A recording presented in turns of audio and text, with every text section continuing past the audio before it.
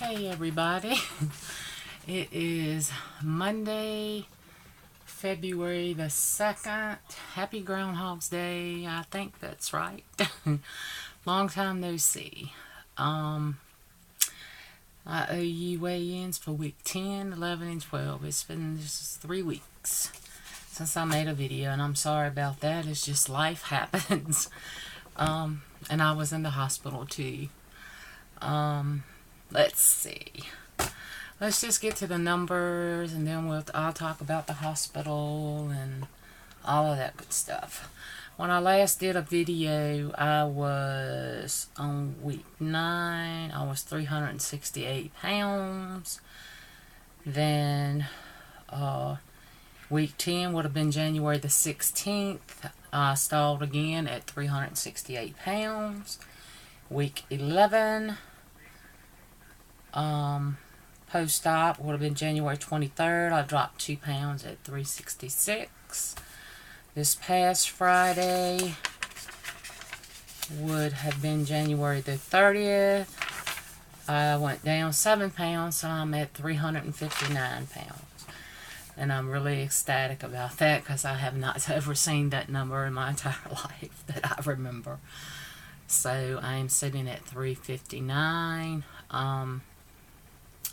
which gives me the day of surgery. When I went in, I weighed 411, and I'm now 359. I think that is 52 pounds since surgery. I don't have my laptop set up right here, so I can get my calculator handy. But there was some confusion on how I was counting my weight loss, because when I came home from the hospital after having my surgery, I weighed 430. So I was counting my fluid from 430 to 359, which would have made it a lot more loss. But they said you're not supposed to do that. So I had to go back and recalculate. So it's a less loss. So it's from 411 to 359, which I think is 52 pounds. And I will be 3 months out on February the 7th, which is still, a good amount of weight loss in almost 3 months. So I'm really happy about that. I can really see the changes in my body. I don't know if you can see, but look at this. I'm really seeing it here. My boobs are really sagging. A lot of people are noticing it in my face and neck. In my body in general. I mean, I see people I haven't seen in weeks, months, years, and I was like, oh my God, how are you losing weight? Some people didn't know I had the surgery, some people did, and it's just amazing at the difference that this surgery has had on my life. I mean, I know a lot of people are against surgery, but you have to make that choice for yourself and for your health. I did it for health reasons, and I'm glad I did, even though my situation, I did have some complications after the surgery with the atrial flutter, and they had to shock my heart twice. For people that don't know my story, that are new subscribers, and I thank for my wonderful subscribers and for those sticking by me. The surgery went great. I went into recovery and I went into atrial flutter. My heart rate jumped up to 140. They put me in ICU and put IV meds in me to try to turn it around. But after 2 days in ICU, they saw that it wasn't going to work. So they had to shock my heart twice to put it back in normal rhythm. And that worked. I've been doing fine since then. It just was a long recovery because them shocking my heart just really drained me. I was tired. I was so weak. Short of breath after surgery. I mean, it just took me a while to get myself built up to do things. I'm still not able to do exercise yet. I go back to see my surgeon and nutrition on the 9th, which is next Monday, and I hope they will release me so I can get back in that pool and work myself up and hopefully get on some of the machines. On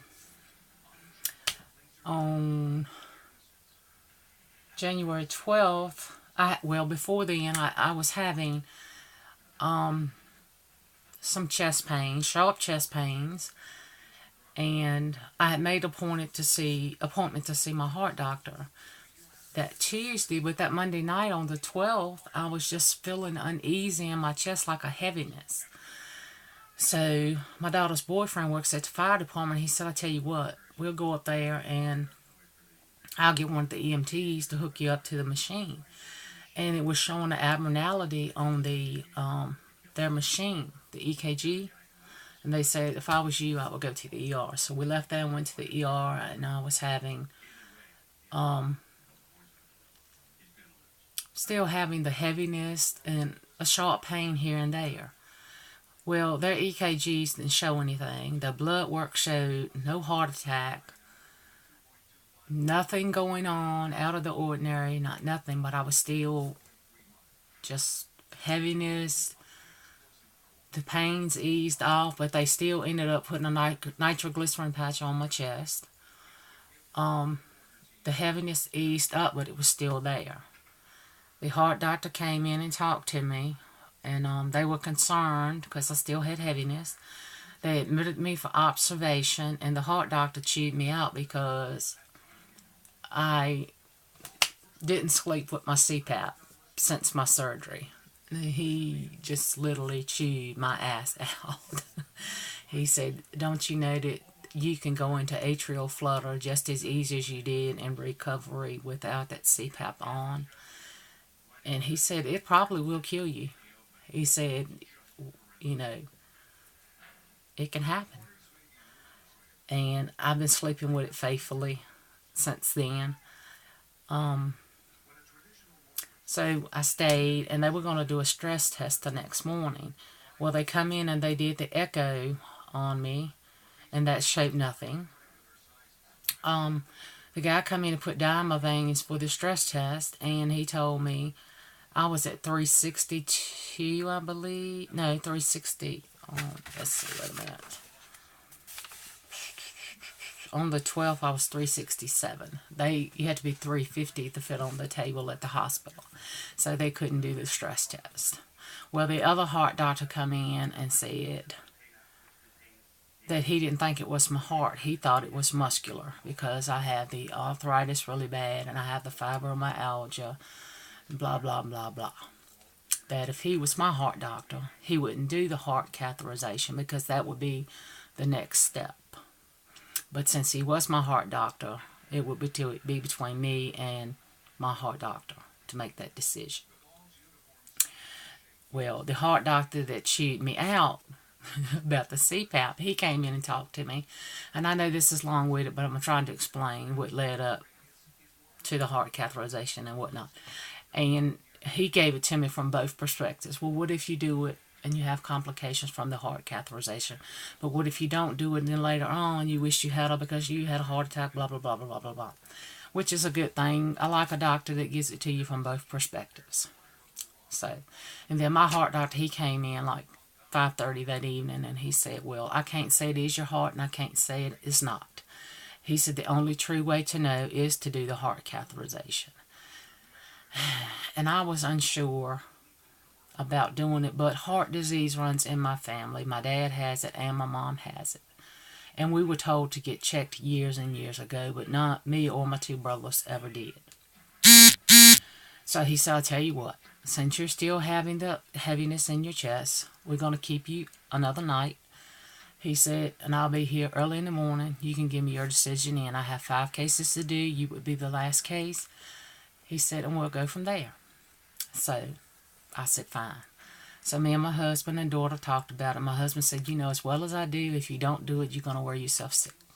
So we decided to do the heart catheterization. He did the heart catheterization. And he said, your heart is perfect. You have no blockages. It looks fine. He said, it's not your heart. He says, it has to be muscular. Something is pulling, or you have pulled something. And when they examined me under my rib cage, like when my surgical sites were, I mean, where they pushed, and I mean, you know, they give you a thorough examination. The heart doctor did anyway. He's like, I mean, pushing not hard, but enough it brought me up off the table. That's how tender I was. So that's what led them to think it was muscular. So, you know, I got home about 8 that night after the heart catheterization, and I couldn't use my hand for like 5 days because they went in through my wrist right here. I still got some bruises from it, and it's been since the 12th. I mean, I used to not ever bruise, but I've bruised really bad now. And and then I saw the heart doctor on the 27th for follow-up, and before then, on the week of the 19th, I had 2 episodes of heart palpitations, and where my heart started racing really fast, and he had put me on Lopressa in the hospital, and you know that is for, they use that for atrial flutter, and it also can be used for heart palpitation. He was gonna take me off, but he decided to leave me on until I go to my bariatric surgeon on the 9th to see if he releases me to start exercising. And if he does, he said I can start winging off of that, you know, one at a time, one first the bedtime dose and then a daytime dose. But he wants me to keep it on hand at all times. So if I do start having the heart palpitations, you can take one and it'll slow the heart palpitations down. But other than that, my heart's in great shape. So that's a blessing. Other than that, we have been busy. We have been looking at foreclosed homes. We want to either buy a used mobile home and move it in here, or buy a foreclosed home and move. It's been really stressful because everything that we find that we like is under contract or it's been sold. So it's really been a headache. Yeah, and let's see. I think that's everything. I'm at 13 minutes and I just rambled on, but I just wanted to catch you up. But I'm at 359 pounds, and that is a blessing.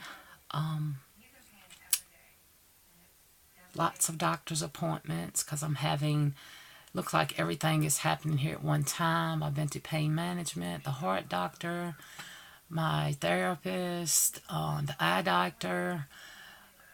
Just everything's coming here at one time. I think that's it. I thank you all for staying with me, and I'm trying to stick to my weekly videos, but then it's just so much going on. Let's see. I think that's all I want to talk about. Thank you guys for watching. I love you all, and I hope you all are doing well on your journeys. Talk to you soon. Bye.